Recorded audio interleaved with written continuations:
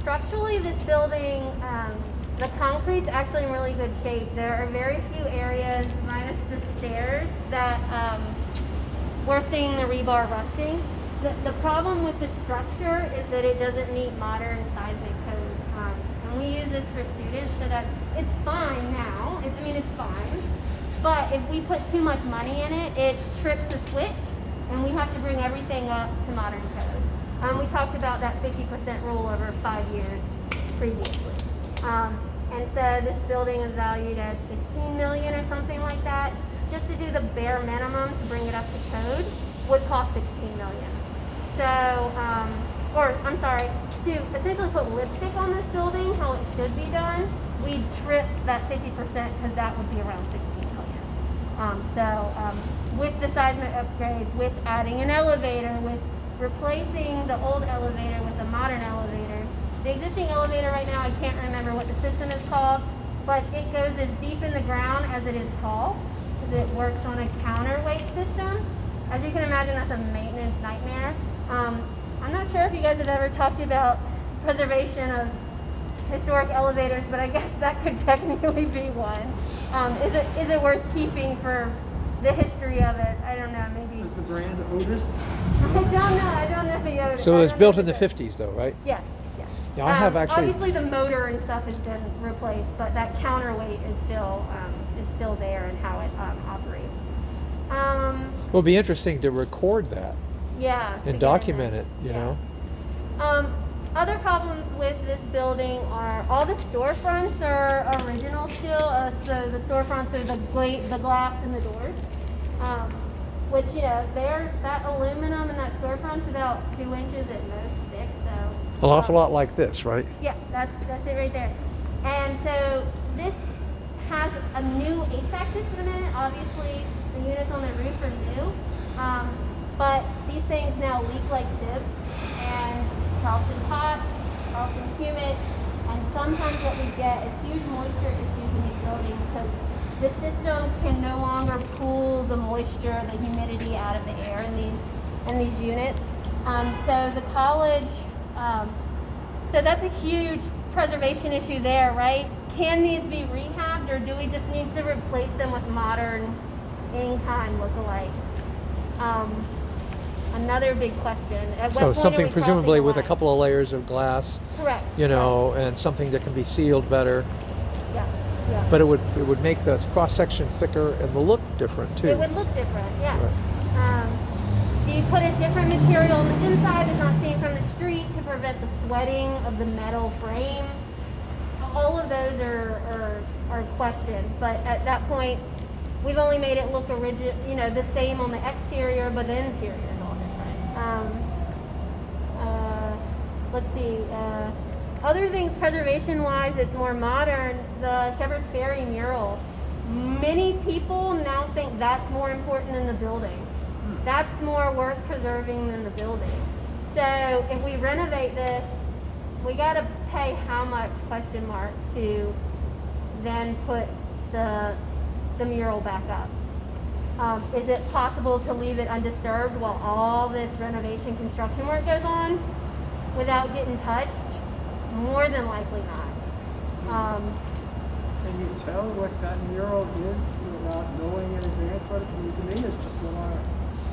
We talked about him one time in one of my classes. He's like pretty well known. Say again? Shepherd's Ferry. We've talked about him in Yeah. one of my classes before. Okay. He's like actually like pretty well known. Yeah, he's had one on top world of renowned it. now. Yeah. I don't know very On much top? about him. Yeah, at the very where the cell Like, towers are. I think he buildings, had one not up there art, too. but- Okay, I think I vaguely remember that. You Yeah. see those things on the side of a bare wall. Yeah, it's very much What's it when it's inspired by so like involved old with- advertisements painted on the Yeah, wall like, for sure. That mural was only supposed to stay for a year. We're 10 plus years into it being there now. So think about how many people are moving to Charleston every week, every day. To them, that's always been there. So if it gets removed, what a tragedy that would be. Have to look more closely. So, you said, why didn't they remove it after a year then? If it was only part of the art exhibit, I know with the holiday exhibit. I was wondering how long it was there. So I don't know the answer to that. Everyone loved it. It was received extremely well. I wasn't here then. I don't know. I would suspect that everyone loved it. It was received well, and the college was like, we paid, I don't know, $200,000 to get the color blocking back. Do we really want to throw that money back out there this soon? Probably not. I would imagine on the college side it was very much a financial thing, and it was received so well. No one from the city said you got to put it back. The color blocking. I don't know that for a fact. Okay. Personal. No, that makes sense. Yeah.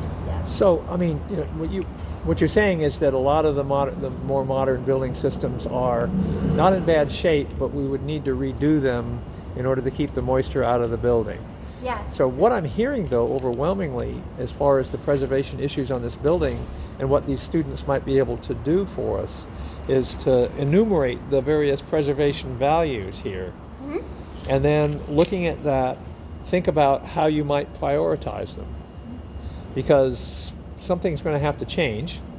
And, you know, whether it's wholesale demolition or something shy of that is an open question. What do you lose and what do you gain in each case? So I think, you know, listing the various preservation values and then developing a what if we do this, what do we lose, what do we gain? That might be one way to play it out, gameplay it out, and then have a conversation about that. Does that seem reasonable? Yeah, absolutely.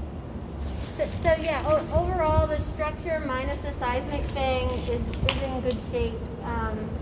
The financial implications of having to upgrade the seismic is huge. There is concerning the HVAC concern, so we're still going to have an issue no matter what with the storefronts. The college is working on getting an ESCO contract. It's an energy thing. I can look up the acronym for you guys later and send it to you. Is that ESCO? Yes. Okay. And what it is, if it gets approved, is $20 million or something, and they go throughout campus and they upgrade a lot of things to make them energy efficient. And a huge portion of that is HVAC systems around campus, and this building is number one slated for that. And so it would give us a completely new system and add a 1 foot by 1 foot chase in the corner of each column of rooms to get us this new HVAC system. Right now, these have units on the ceiling, and so there are 100 filters that have to be changed. That's a maintenance nightmare. And it's also not keeping up with the humidity issue. And so these larger rooftop units would create a positive air pressure in the rooms, which means all of those leaks force the air out, so none of that humidity can come in. And it's a more energy efficient unit, which helps us out and gives us a leg up on a larger renovation for this building in a couple years. That's $2 million taken care of that we don't have to worry about. And I would just footnote that comment. Remember, we talked about positive pressure as the lecture, something that's very important to keep in mind as we're looking at these systems in older buildings. Right. Go ahead, I'm sorry. But it brings back up these storefronts. Do we want to continue to force that much positive pressure and overwork these units that should have a 15-year lifespan, and because we're forcing, there's so much leaks, we only get 10 years out of these units. How about operating costs when you have to operate them all the time? Does it cost you considerably more in that respect? The fans have to operate continuously, virtually, don't they? Correct. Yeah. So they'll work much harder, more hours of the day they will be running versus your home, which turns off and on as the temperature stays at that 73 that you set it or whatever. But we'd almost need them, especially during the summer months. They probably would anyways. They would be running 24/7 to force that air out and keep that humidity from coming in. Just to give you a basis of comparison, at Circular Church, we were having a lot of trouble with, after we put in a new air conditioning system, and they didn't put any monitoring system in, they just had the software for it set up with the machines, but they didn't spend the extra couple of $1,000s to do that. We were having trouble with the plaster falling down from the ceiling. The entire church was kind of crumbling after they put $300,000 in a new air conditioning system. And so as a quick fix, basically we let the fans run continuously even when the air conditioning wasn't run, in order to provide positive pressure to stabilize the plaster. As a direct consequence of which, our utility bills went from $600 to $1,800 a month. And Yeah. so that's a real question. I'm on a side note. I'm a personal proponent at the college on the facility side for our historic houses to use the high velocity systems for homes. They only require 4-inch ducts, so we don't have to have as big of bulkheads and all of that. And they run continuously, like when you walk into a store and you open the door and you feel the air hit you in the face. But they're high efficiency systems and they run all the time. So the weirdest thing for people when they have them in their home is they don't hear them shut off and on, which can be a little disturbing. But because there's no way to seal up our historic buildings and we have so many moisture issues, that positive air pushing out of all of those cracks can help, in my opinion, I think, save some of our wood structure historic houses. And operating costs on those? Good question. But right now there are so many that have window units that we beat those out of the water. The energy that window units use, not to mention the moisture that they produce, Right. and the damage that they produce, far outweighs whatever operating costs, for, in my opinion, that the high velocity system. Gotcha. require. Okay. Yeah. But it'd be worth taking a look at all of that too, right? I think so. Yeah. Yeah.